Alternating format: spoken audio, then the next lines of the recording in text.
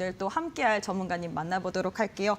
언디파인스 랩스의 조동현 대표님 만나보도록 하겠습니다. 대표님 안녕하세요. 네, 안녕하세요. 네, 우리 대표님께서 또 유튜브, 너튜브 쪽에서 굉장히 유명하신 분으로 제가 알고 있는데 많은 분들이 궁금해하고 계실 것 같습니다. 인사부터 부탁드리도록 할게요. 네, 안녕하세요. 언디파인드 랩스 대표 조동현입니다. 해외 투자자들이 어떤 트렌드를 지금 쫓고 있는지 이제 국내 투자자들한테 이제 쉽게 설명을 이제 해드리고 있습니다. 최근 이제 홍콩에도 한번 이제 방문을 해서 이제 중국 투자자들의 이제 그 투자 어떤 동향도 이제 같이 오늘 공유드리고자 이렇게 나왔습니다.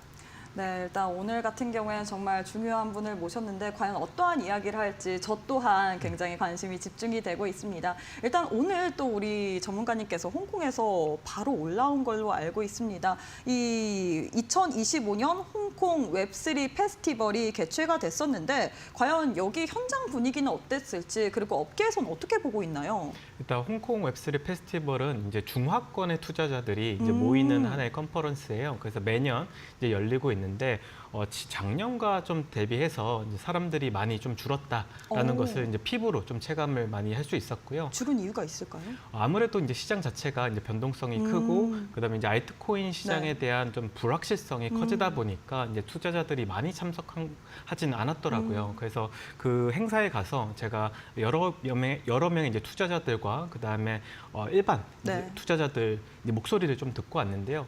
한 줄로 좀 요약을 해보면 알트코인 시장은 단기적으로 쉽지 않을 것 같다라는 게 제 결론이었습니다.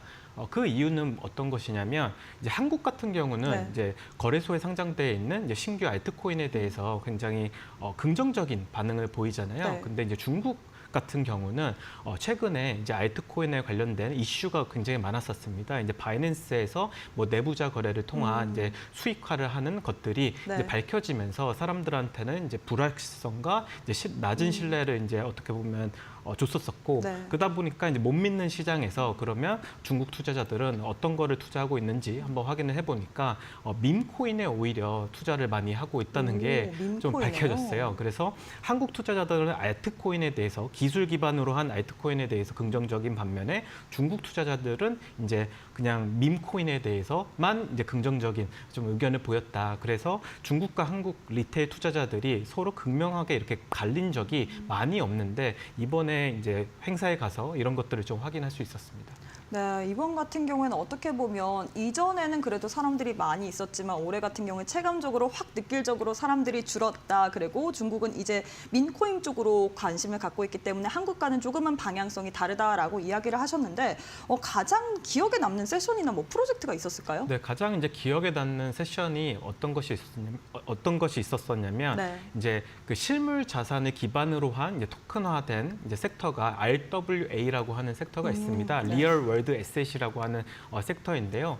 근데 이 섹터에서 이제 홍콩의 이제 피테크 수장이 이제 와서 좀 여러 가지 현재 홍콩 정부가 이제 RWA에 대해서 어떻게 생각하는지를 공유를 했었어요. 근데 홍콩 자체는 24년부터 20개에서 30개 정도 되는 금융 자산을 이제 블록체인을 활용해서 이제 어떻게 보면 유통을 하려고 꽤나 많은 노력을 해왔었고. 근데 규제 샌드박스 안에서 스타트업들이 이것들을 이런 어떤 실물 기반으로 한 자산들을 토큰화해서 사람들한테 이렇게 제공할 수 있는 서비스에 대해서 굉장히 이제 긍정적으로 생각한다라는 좀 발언을 해주셨습니다. 근데 이 RWA 시장 자체는 이제 미국이 어떻게 보면 리드를 하는 하나의 이제 섹터인데. 홍콩도 굉장히 좀 긍정적으로 바라보는 것을 좀 봤을 때는 앞으로 이제 2, 3년 안에는 이 RWA 시장이 좀 본격화가 되겠다. 하지만 이제 한국 정부 자체는 아직 뚜렷한 가이드라인을 내놓지 않고 있는 상황이기 때문에 오히려 해외에서 더 이 RWA에 대한 수요가 이제 좀 높아지겠다라는 것이 좀 명확했습니다. 네, 일단 우리 전문가님께서는 어떻게 보면 RWA를 가장 좀 인상 깊게 봤다. 2, 3년 안에는 본격화할 것인데 한국 정부에서는 아직까지는 뚜렷한 그런 방향성이 없기 때문에 우리가 그 해외 쪽에서는 RWA를 좀 더 집중해 보자라고 들을 수 있을 것 같고요. 또 궁금한 것이 지금 크립토 시장이 이 관세 전쟁으로 인해서 지금 추움을 겪고 있는 상황입니다. 일명 크립토 윈터를 겪고 있는 상황인데 과연 이 관세 전쟁 지금도 앞서서도 저희가 속보를 통해서 중국에서는 내일부터 미국의 또 모든 수입품에 대해서 84%가 아닌 125% 정말 초고율 관세를 부과한다 이런 이야기가 나왔잖아요. 그래서 많은 시장 투자자분들이 굉장히 혼란스러울 것 같은데 어떤 식으로 대응을 하는 게 좋을까요? 일단 말씀 주셨던 것처럼 이제 지난주부터 이제 시작된 이제 관세 전쟁 때문에 네. 이제 코인 시장도 어떻게 보면 기존 이제 주식 시장하고 네. 같이 흘러가는 것 같아요. 이제 주식 음. 시장이 하락하면은 이제 비트코인이나 다른 알트코인 시장도 같이 좀 이렇게 하락하는 좀 모습을 많이 보였거든요. 네. 근데 제가 이제 개인적으로 생각하기에는 이런 변동성이 굉장히 높지만 비트코인에 대해서는 조금 긍정적인 시각을 가질 수 있다라는 것을 또 홍콩에 가서 좀 알게 되었어요. 근데 홍콩에서 이제 여러 가지 어떤 기관 투자자들을 좀 네. 만나게 되었는데요. 24년 말부터 이제 비트코인을 자신들의 이제 포트폴리오에 이제 편입하기 시작했고 헤지 펀드뿐만 아니라 이제 패밀리 오피스라고 해서 이제 많은 자산을 갖고 있는 이제 특정 집단들이 비트코인을 어떻게 매수를 해야 되고 운영을 할지에 대해서 꽤나 많은 문의를 좀 쏟아냈다고 해요. 네. 그러다 보니까 결국 수급의 문제 아니겠습니까?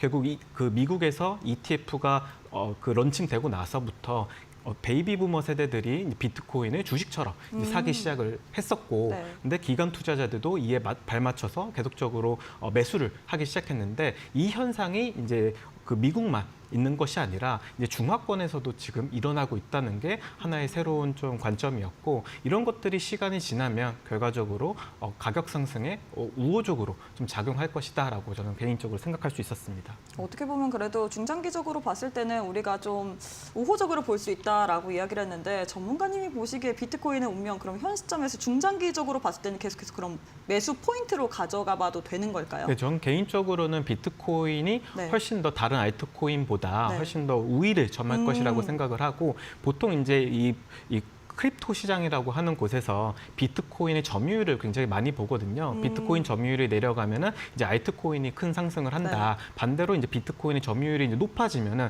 알트코인은 하락하고 맞아요. 비트코인만 이제 독주를 한다라고 하는 하나의 이제 말이 있는데, 저는 개인적으로는 비트코인의 점유율이 계속적으로 높아질 수밖에 없을 것 같아요. 왜냐하면 이제 알트코인에 대한 불신감도 굉장히 커졌고요. 네. 그다음에 알트코인 투자자들이 이번 사이클이 사실 대부분 매도를 하는 사이클입니다. 그게 어떤 말이냐면 보통 이제 알트코인들이 처음 블록체인에 론칭되기 전에 벤처 캐피탈이라고 하는 이제 투자사들의 도움을 받아서 개발을 하고, 그 개발이 완료가 되면은 이제 코인을 발행해서 일반 투자자들도 이제 투자를 할 수 있는 여건이 형성이 되거든요. 근데 이 벤처 캐피탈들의 펀드 주기가 보통 5년에서 10년입니다. 근데 20년하고 21년도에 설정했던 이제 그 펀드들이 지금 2025년부터 이제 엑시트를 하는 하나의 이제 사이클이고, 그러다 보니까 계속적으로 발행되는 알트코인들을 시장에 매도할 수밖에 없는 상태인 거죠. 그러면 시장 자체는 굉장히 어떻게 보면 분위기가 좋지 않고, 네. 그다음에 제가 생각하기에는 중국 시장도 이걸 받아줄 사람이 없으면 오히려 한국 시장만 이 알트코인을 받아줄 수 있는 유일한 국가가 되는 거거든요. 네. 그렇게 되면은 가격적으로 굉장히 좋지 않아지고, 그 반면에 오히려 비트코인은 이것에 대한 수혜를 좀 받을 수 있다고 저는 생각을 합니다. 그래서 앞서 말씀드린 대로 비트코인의 점유율은 계속적으로 증가할 거고, 알트코인에 대한 이 그 시장 점유율은 계속적으로 낮아질 것이다. 그래서 꽤나 오래전부터 이제 발행됐던 코인들 혹은 비트코인만 이제 살아남을 수 있는 하나의 여건이 좀 만들어지고 있다라고 전달드리고 싶습니다. 네, 그렇게 해서 이제는 비트코인의 점유율 계속해서 높아질 거고 꽤나 오랜 기간에 살아남았었던 비트코인 위주로 좀 우리 전문가님께서 대응 전략을 세워주셨는데 알트코인도 또 많이 궁금해하실 것 같아요. 또 이더리움, 솔라나 굉장히 이더리움이 대항마로 솔라나가 나온 거잖아요. 그렇기 때문에 많은 분들이 현 시점에서 우리가 알트코인도 관심을 갖고 있기 때문에 어떤 종목을 현 시점에서 우리 전문가님께서는 조금 더 매수의 적기라고 보시는지. 네, 저는 개인적으로 비트코인이 가장 좋은 투자처라고 생각하지만 네. 이제 조금 더 변동폭이 좀 높은 이제 알트코인을 선호하시는 분들이 계시다면 오히려 예전에 발행을 했던 오래된 알트코인들이 그나마 좀 괜찮을 것 같다라는 생각을 많이 하고 있어요. 그럼 이더리움을 얘기를 뭐 하시는 이더리움이나 이제 솔라나 같은 이제 오래 전에 이제 발행이 됐던 그런 코인들은 이미 많은 투자자들이 매수를 해서 어느 정도 네. 탈중앙화되어 있고 실질적으로 한 상승장과 이제 하락장을 몇 번 겪으면서 어느 정도 스트레스 테스트가 된 느낌이 있거든요. 근데 그 반면에 이제 신규 알트코인들은 그런 것들이 전혀 없다 보니까 상대적으로는 오래전에 발행된 코인들이 훨씬 나은 것 같다. 근데 최근에 이제 이더리움이 이제 큰 하락을 했습니다. 네. 하락한 이유에는 이제 두 가지 이유가 있는데요. 이제 첫 번째로는 이더리움 재단이 굉장히 한 해 동안 이제 개발에 집중했던 것은 뭐냐면 네. 이 비싸고 느린 이 이더리움 이 네트워크를 조금 더 값싸고 빠르게 만들고자 레이어 2라고 하는 새로운 기술들에 전폭 지지를 했습니다. 그러다 보니까 실질적으로 굉장히 그 거래 비용이 싸지고 속도는 빨라졌지만 여기서 발생되는 문제가 뭐냐면 이더리움 자체는 결국 거래를 통해서 발생되는 그 수수료를 모아서 이더리움을 소각하는 데 사용이 되거든요. 그래서 이더리움이 예전부터 울트라 사운드 머니다, 즉 디플레이션 되는 자산이다라고 많이 강조를 해왔었는데 네. 이 수수료가 낮아지다 보니까 그리고 충분히 많은 사람이 사용하지 않다 보니까 수수료 양이 적고 그래서 소각되는 양이 또 줄어드는 거죠. 그러다 보니까 계속적으로 인플레이션이 되는 하나의 현상이 단기적으로는 왔다. 그래서 최근에 사람들이 얘기하는 게 이더리움이 이대로 간다면 계속적으로 이제 이더리움은 무한 발행이 되다 보니까 가격적으로 좋지 않을 것이다라는 것이 이제 첫 번째고요. 이제 두 번째 포인트는 바로 이더리움 재단이 오랫동안 하나의 어떤 큰 비전만 믿고 네. 개발을 해 왔었습니다. 근데 그 비전에 사람들이 굉장히 공감했던 이유는 뭐냐면 이더리움 시장 안에서 생태계 안에서 계속적인 기술적인 발전이 있었어요.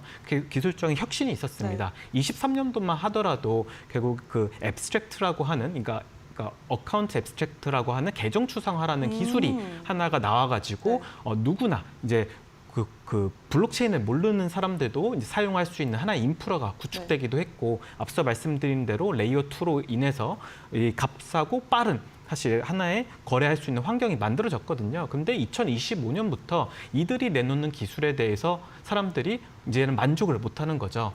그래서 앞으로의 혁신 자체가 안 보이다 보니까 이더리움에 대한 사실 믿음도 조금씩 금가기도 했고요. 네. 그다음에 재단에서도 재단의 이제 그 리저브를 보면은 99%가 다 이더리움이에요. 근데 네. 한 해 동안 운영비로 사용하는 게 한 3천억 원이 넘습니다. 근데 3천억 원을 결국 1년 동안 지출을 하게 되면 그 비용은 어디서 그러면 충당을 하게 되냐? 바로 이더리움을 팔아서 충당할 수밖에 없는 거거든요. 그러다 보면 이더리움 재단은 지금 7년을 못 견디는 현재 상황에 와 있어요. 그러다 보니까 ICO 때부터 참여했던 이더리움 투자자들이 네. 계속적으로 이더리움에 대한 불신으로 그쵸. 그 예전에 있던 지갑을 거래소로 옮기고 그 거래소에서 계속적으로 이제 매도를 하다 보니까 이더리움이 이제 큰 하락폭을 지금 겪고 있는 거고 긍정적인 면을 보자면 네.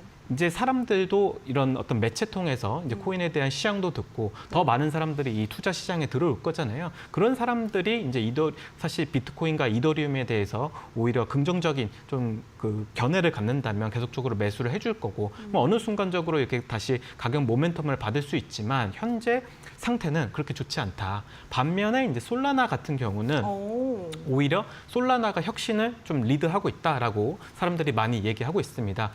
솔라나는 이더리움 대항마로 이제 나오기도 했었죠. 네. 어떻게 보면 값싸고 이제 빠른 하나의 네트워크다. 근데 이번에 솔라나가 잘했던 건 뭐냐면 이번 이제 2025년 1월 달에 수많은 이제 밈코인들이 나왔었고 이 밈코인 거래자들은 대부분 미국에서 있었습니다. 그래서 미국 투자자들이 굉장히 좋아하는 게 밈코인이었는데요. 네. 이 트럼프 코인이 나왔을 때 굉장히 많은 사람들이 솔라나 생태계에 유입이 됐어요. 근데 유입이 될 수 있었던 이유는 뭐냐면 이더리움보다 훨씬 빠르고 훨씬 더 직관적인 사용자 경험을 할 수 있는 인프라가 이미 구축되어 있었기 때문에 코인을 모르는 사람도 그냥 일반 어떤 트레이딩 앱을 사용하는 것처럼 그냥 카드로 결제해서 그냥 코인을 사고 그걸 팔아서 다시 현금화할 수 있는 이런 어떻게 인프라를 구축을 좀 잘했습니다. 네. 그러다 보니까 이제는 탈중앙화 이념이 중요한 게 아니라 그리고 어떻게 세상을 어떻게 바꾼다는 이런 큰 비전이 중요한 게 아니라 실질적으로 사람들이 사용하기 쉽고 거래하기 쉬운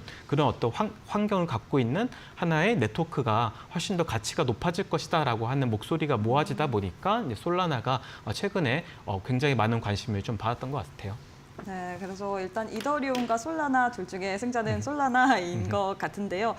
많은 분들이 이제 또 궁금해하시는 게 제일 올해 유망 섹터인 것 같습니다. 전문가님이 보시기에는 올해 전반적인 코인 시장에서 유망 섹터 어디로 살펴봐야 될까요? 가장 이제 사람들이 많이 이제 기대하는 섹터는 아무래도 스테이블 코인입니다. 이제 앞서 좀 방송에서도 이제 말씀하셨듯이 네. 이제 미국에서 이제 스테이블 코인에 관련된 이제 규제 법안을 굉장히 많이 이제 개정을 하기도 맞아요. 했고요. 그다음에 일반 기업들도 이 스테이블 코인을 활용한 이제 비즈니스를 할 수 있는 하나의 환경을 좀 만들어졌거든요. 그러다 보니까 이제 기관 투자자뿐만 아니라 이제 어떤 기업들도 이제 블록체인 위에서 달러를 발행하는 이제 일을 하고 있습니다. 그것이 사실 스테이블 코인인데요.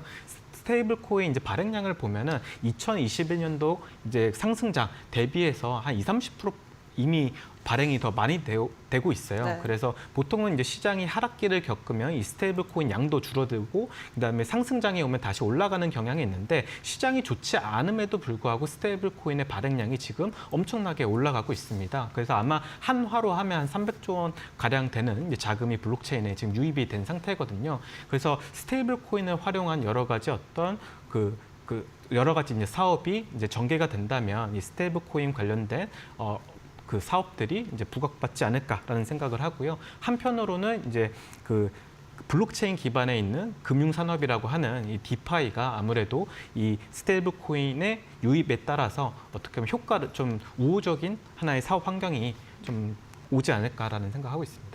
네, 일단 올해 유망하게 보는 섹터는 우리가 발행량이 지금 엄청나게 늘어나고 있는 스테이블 코인이다라고 이야기를 했는데요. 마지막으로 우리가 2025년에 딱 이것만큼은 알아야 된다, 이것만큼 중요하게 봐야 된다라는 키워드가 한 가지 있다면 어떤 거 생각하시고 계신가요? 저는 개인적으로 그 투자자들이 이제 네. 알아야 될 키워드는 결국 이 블록체인에서 사람들이 기대하는 거는 이제 큰 수익이잖아요. 근데 앞으로의 큰 수익 자체는 좀 바랄 수 없을 것 같다. 우리가 보통 알트코인을 투자할 때 네. 2배, 10배 뭐 이런 맞아요. 어떻게 보면 굉장히 높은 수치를 기대하면서 네. 투자를 하잖아요. 근데 지금 알트코인 시장 자체가 굉장히 안 좋게 좀 변하다 보니까 그런 큰 수익을 기대하는 것보다 오히려 어떻게 하면은 자신의 어떤 투자 손실이 안 날지를 조금 더 염두에 두고 투자하는 게 훨씬 더 좀 중요한 것 같아요. 계좌를 방어하는 게 더 중요하다. 네, 그래서 오히려 알트코인보다는 네. 오히려 비트코인에 투자하는 것이 훨씬 더 좋은 성적을 거둘 수 있는 하나의 좀 방안이지 않을까라고 저는 그렇게 생각하고 있습니다. 네, 일단 이렇게 해서 우리 전문가님께서 올해 꼭 알아야 될 만한 트렌드 같은 경우에는 우리가 현 시점에서 계좌를 어떻게 방어하는지 그 부분을 생각해 봐야 된다. 알트코인보다는 비트코인 위주로 봐야 된다라고 이야기를 해주셨습니다. 참고해 주시길 바라겠습니다. 오늘 또 도움 말씀해 주신 조동현 대표님께 감사의 말씀 전하도록 하겠습니다. 오늘도 수고 많으셨습니다. 감사합니다.